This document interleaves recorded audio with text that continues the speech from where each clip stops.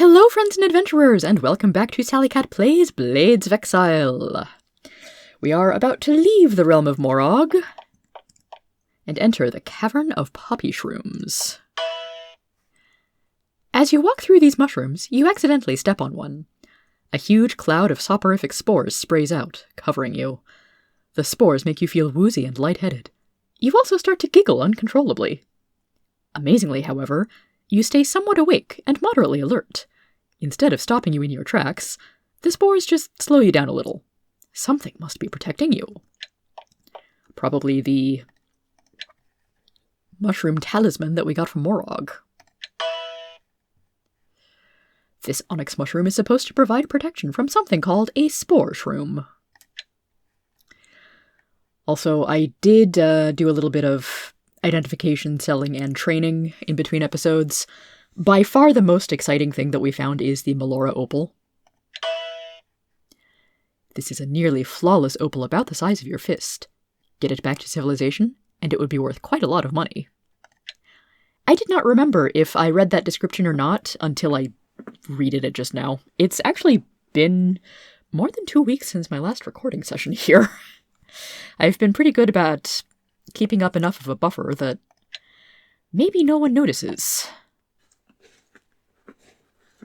Oh, and here's a cat. Would you like to say hello to the nice people on the internet, Garnet?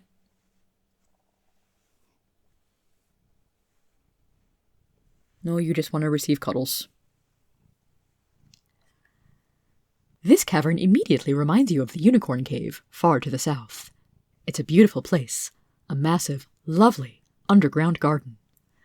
The glow of the fungus overhead reveals a huge forest of soft, white mushrooms. Most of them are only a few inches high, but some are enormous. A few monstrous specimens even come up to your waist. It's not the mushrooms, however, that makes the cavern lovely. It's the smell. The things are putting off this lovely, sweet smell. Even the tiniest whiff of it makes you feel placid and relaxed. The scent makes you feel very happy. You can't imagine anything going wrong in here. You can hardly wait to enter. Looking around, you notice that there is a much higher concentration of mushrooms in the northwest corner of the cavern. Maybe you should go there. Ho ho ho. And because we have the mushroom charm, or mushroom talisman, we are not falling asleep every other step. Huzzah! Which means that I can explore this cavern at my leisure. More or less. We do still have a deadline after all. As you wade through this exceptionally heavy patch of poppy shrooms, you notice that several of the nearby fungi are much, much larger than usual.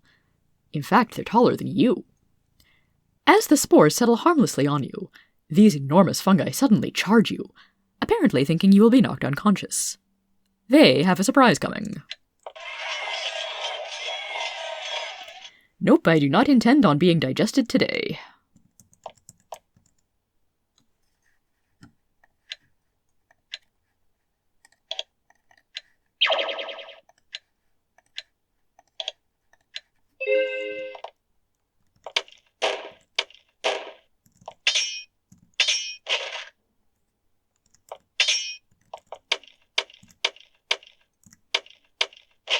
And Pinky can take one down in 1 round. Good for her.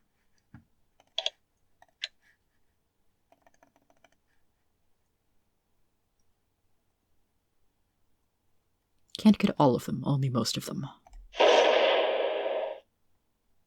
Not entirely certain that Firestorm's worth it, actually.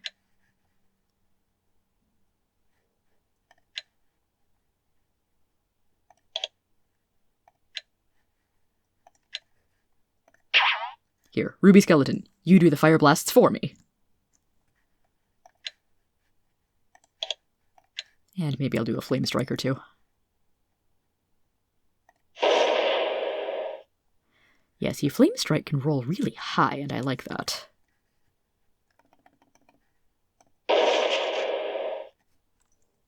Only one of them down. Just how tough are these things? Pretty tough. Okay, cold resistant, immune to poison, not resistant to fire, just big bricks of health.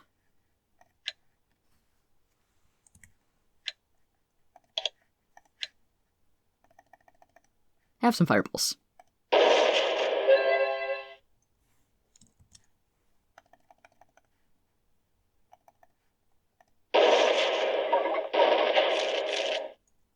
Today is a good day to fry!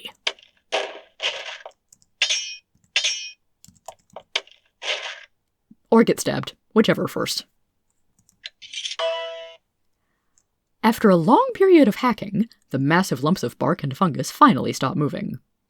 You look around, and notice a trail of bone chips and scraps of fur to the southeast.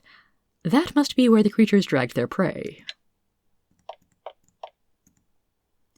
Heaped at the bottom of a shallow crevasse, you find the Shambler's combination compost heap and meat locker. Among the piles of smelly, decomposing goo, you see a wide variety of coinage and even a few weapons, some of which haven't rusted. It would be a slow, gross job, but you could pick some treasure out of here. Most of the weapons turned out to be, on closer inspection, pitted, rusted, and useless. However, in addition to a bunch of gold, you find a small dagger which looks as new as the day it was made.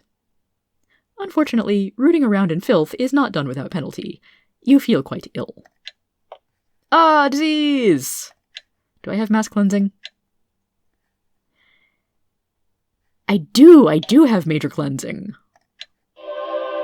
Okay, so I'm down kind of a lot of spell points, but that's fine. They regen quick.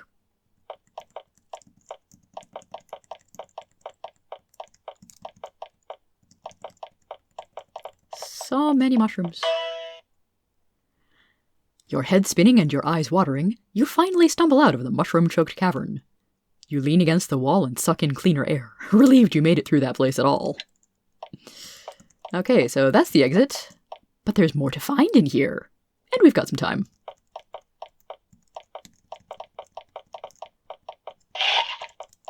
I promise there's more in here than just lots and lots of mushrooms. Lots and lots and lots of mushrooms. And lava. You walk from a cloud of spores into a cloud of steam. You now know why the mushrooms were so concentrated here. The warmth and moisture pouring out of this caldera makes this area a lovely greenhouse for all manner of hostile fungi. Hello. And maybe something over here? There, see? Already back at basically full spell points.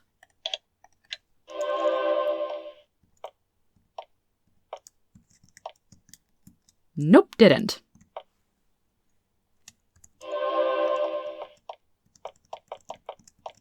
But this is definitely interesting. After what you've seen so far, seeing that someone has built a forge by this lake of lava is less than a surprise. What is unusual is the creature repairing an axe on one of the anvils. It's a humanoid, about 10 feet tall, with gleaming red skin. As you watch the creature work, you notice that it's on fire. Tiny flames constantly erupt from his skin, flicker for a few moments, and go out. You think you know what it is. An Ifrit, a massive, magical creature from, well, you aren't sure where. Based in, Islamic mythology, I believe, or Arabic mythology.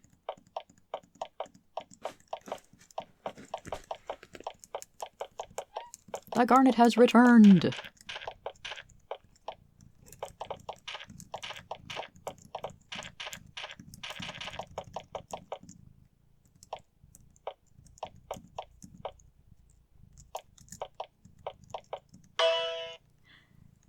You enter Kimzan's home without actually knowing his name yet. It's a dome, built with a high ceiling to fit the massive Ifrit. The air is thick with incense. There's a large, lit brazier in the center of the room, surrounded by thick rugs and pillows for lounging. Cozy.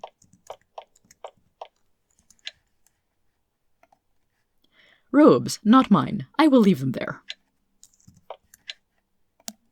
Tasty mushrooms. Yeah, gonna leave those too.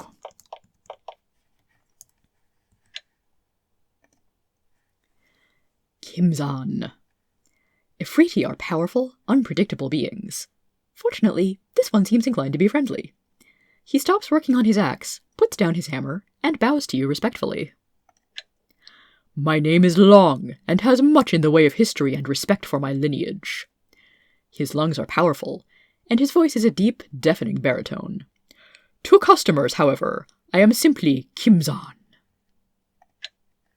I operate this simple forge in order to best serve my valued customers. He bows again. Even hunched, he's far taller than you. Here in this forge, I make great weapons for purchase by heroes, and for those truly worthy, I have another service. So we can buy various steel weapons at somewhat pricey, but that's pretty understandable for this late in this advanced of a scenario. Ooh, we can buy steel and we can buy magic. Very cool. I can even afford most of these.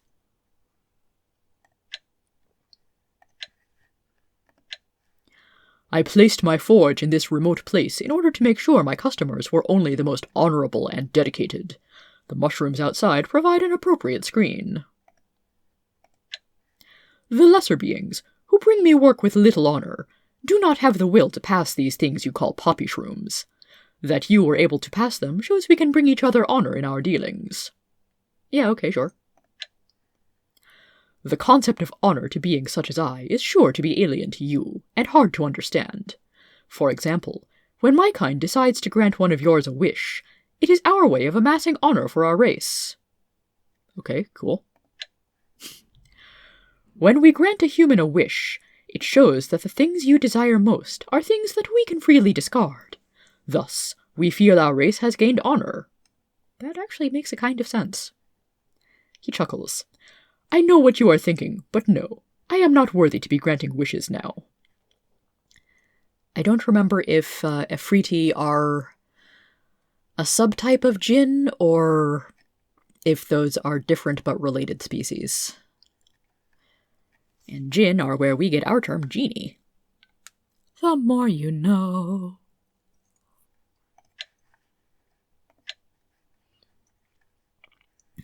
Okay, so for those truly worthy, I am able to take an ordinary weapon and work magic upon it, in order to make it burst into flames whenever it is drawn.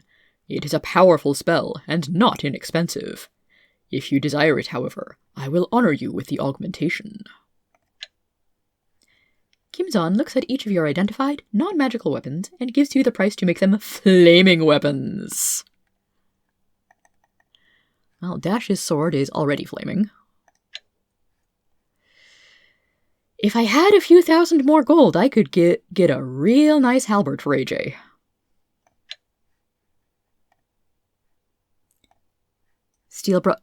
Whoa, the steel broadsword is 10,000 when the halberd was only 9,000? I guess that is the difference between steel and bronze for enchanting.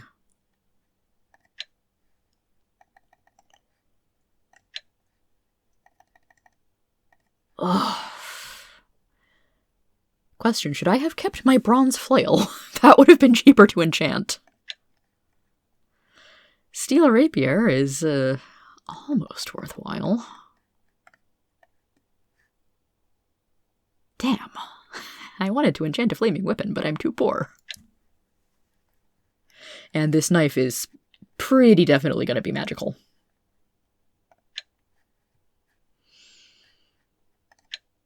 Well, I can't turn the bronze halberd into a flaming halberd, but I could buy a steel one. Pretty sure I can't actually sell any weapons here, alas. Not that anyone even has much in the way of unequipped weapons right now.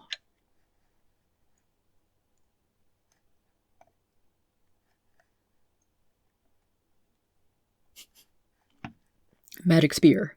Does it pair well with a magic helmet?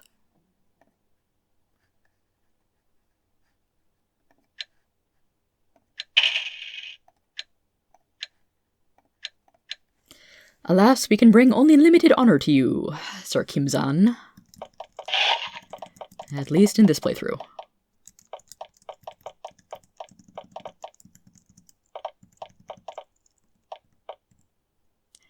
You stumble upon a living testament to the dangers of the poppy shrooms. There is a small group of humans living in this cavern. Some are naked. The rest are dressed in rags. All of them have the glazed stare of the lost, those whose minds have been lost to the constant ravages of poppy shroom spores. They sleep on the bare rock, near piles of mushrooms they have harvested.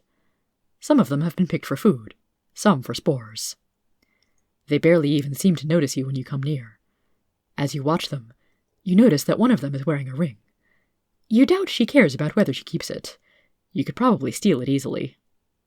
You could also try to free these creatures from their horrible bondage. Perhaps if you took them away from here, they could be restored to normality. Perhaps. You leave their grove. They don't notice. Question is, how am I ever going to get them all the way out of this cavern without them just relapsing? Because there's lots of mushrooms, and I've got the only talisman. Actually, gonna save. Do the slightly evil thing. It's shamefully easy. As she eats a large grey fungus with one hand, you walk up and slide the ring off the other. Then you back away.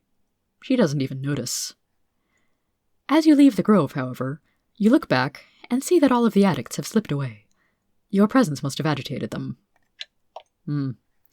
So we can only do the good deed or the not-so-good deed.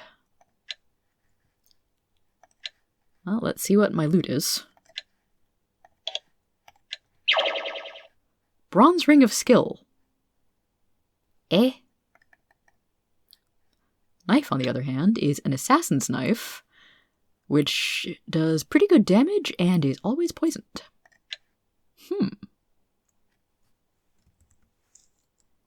Anyway, going to reload that.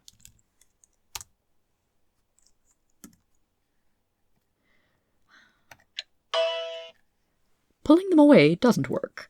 They shake loose and run back. They don't respond when you talk to them, and you don't have adequate magic to cure them of the addiction. As a last resort, you try taking away their spore supply. That gets a response. They go mad, shrieking and attacking you. Despite their frail appearance, years of exposure to the spores has affected them strangely. Ew.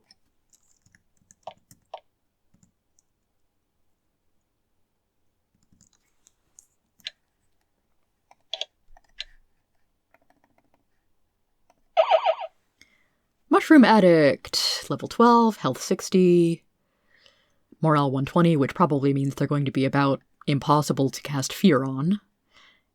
They have a paralysis touch for some reason, and also are immune to poison.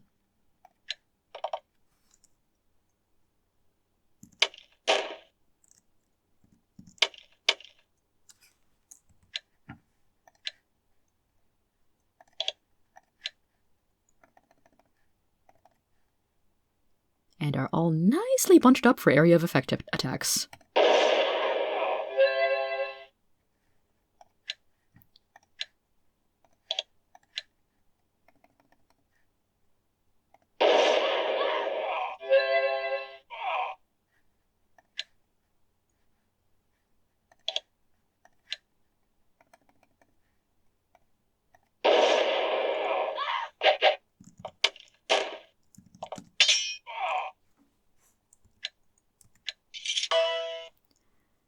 After the battle, you take the ring you saw earlier.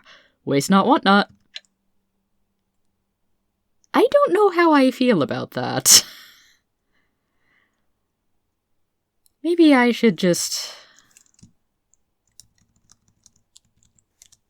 leave them be.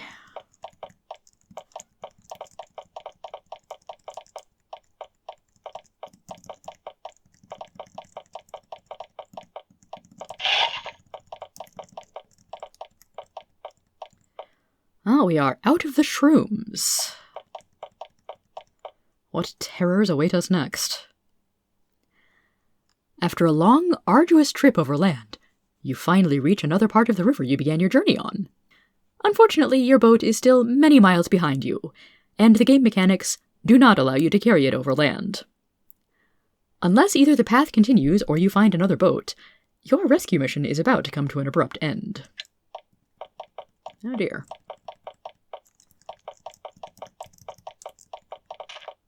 Okay, of course that's a dead end.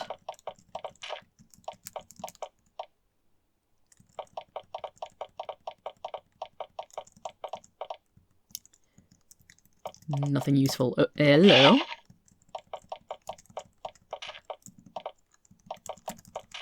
What's in here? I do not know.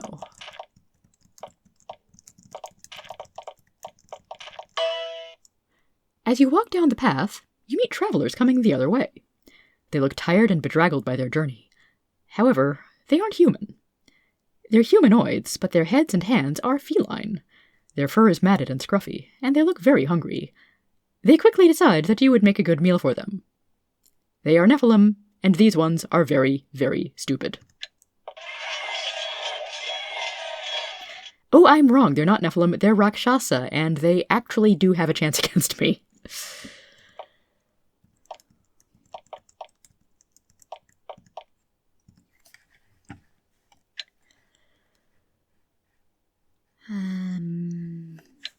Okay, I'm going to have Twilight wait. And Bless Party. And Descry Monster so that I can remember all of what these things are immune to. They are immune to magic, and fire, and cold, and they're poison resistant. And they absorb spells. They are kind of bad news. Also, they've got 6th level mage spells, so they can cast demons and really wreck my day.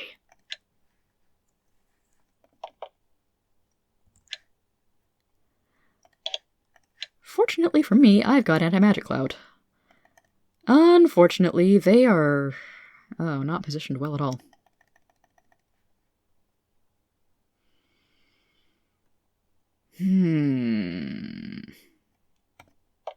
Cast Anti-Magic on myself!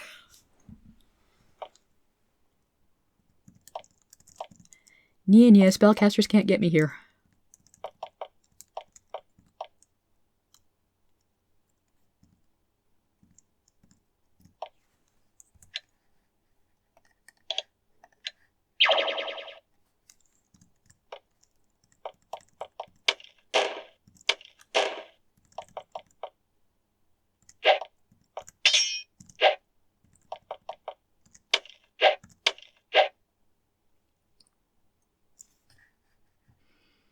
Well, if they're immune to fire, the Ruby Skeleton isn't going to do that much. I could cast him right next to a Rakshasa.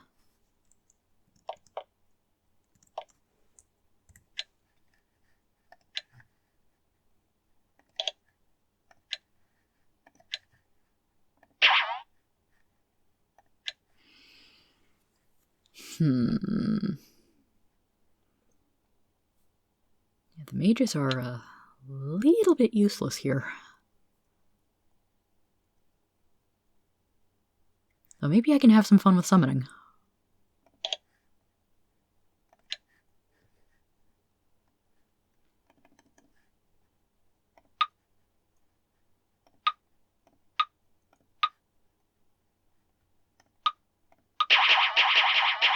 Oh, great, I summoned Hordlings, because I love summoning demons.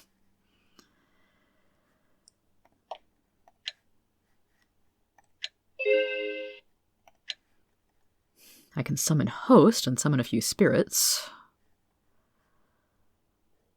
Or maybe I'll just save my spell points for some healing.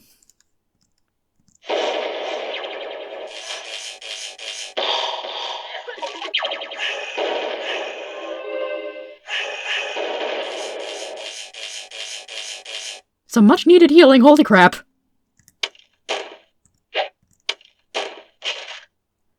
I do so love the flaming effect on that sword.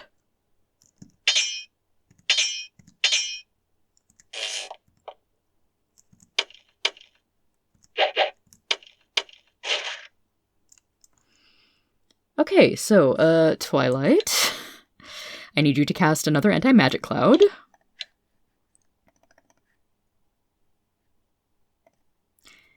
And I need you to retreat.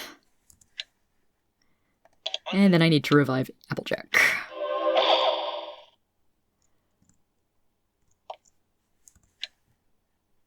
And maybe a little healing on Dash as well.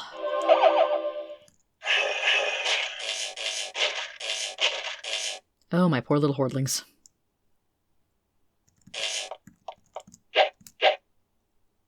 I'm double blessed. How am I not hitting?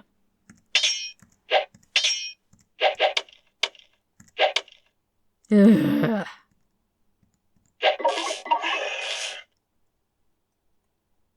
Ruby Skeleton fires Heat Ray, magic absorbed.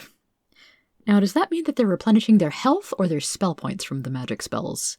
I'm assuming they're replenishing their spell points.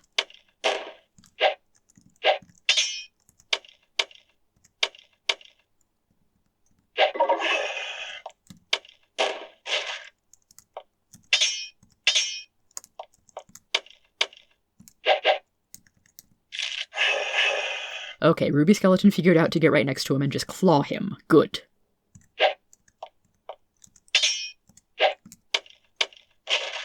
Phew, all dead. Ooh, they dropped some good loot. Scroll of Firestorm. Can't quite carry the chainmail.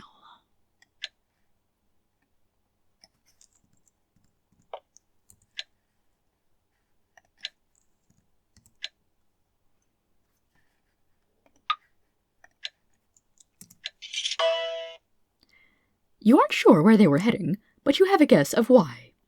One of them was carrying a chest filled with gold and edible delicacies, as well as several potions. They must have been going to trade with someone. Fortunately, their wealth has ended up in better hands. Yours. Yay! As you stare down into this massive chasm, you notice that a crude stairway has been hewn into its side, spiraling down far beyond the range of your lights into the darkness. You toss a pebble over the side and count seconds until you hear it hit the bottom. The sound never comes. This might be a long stairway. I honestly have no idea whether this is the correct path or whether I should be going back over this way. So I'm gonna save my game before I climb down. You climb down, hoping to find a shortcut to Fort Cavalier, or, failing that, an interesting encounter. Instead, you just keep climbing. The stairway continues downward, not ending and never coming in sight of the end. After a few hours, you turn back. As intrigued as you are by this stairway, you don't have enough time to explore it. Okay then.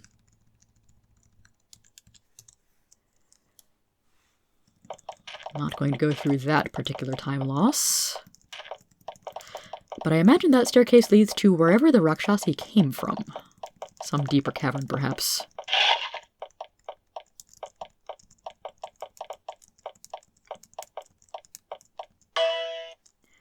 At first, you thought it was a natural basalt spire, perched on the shore of this subterranean river. As you got closer, however, you came to realize that it was man-made. It's a black, windowless tower, about 50 feet high, jutting out slightly into the river. The stone is dark, cracked, and mottled by mold and lichen. It's a dark, quiet building, and it doesn't look like anyone has visited it for some time.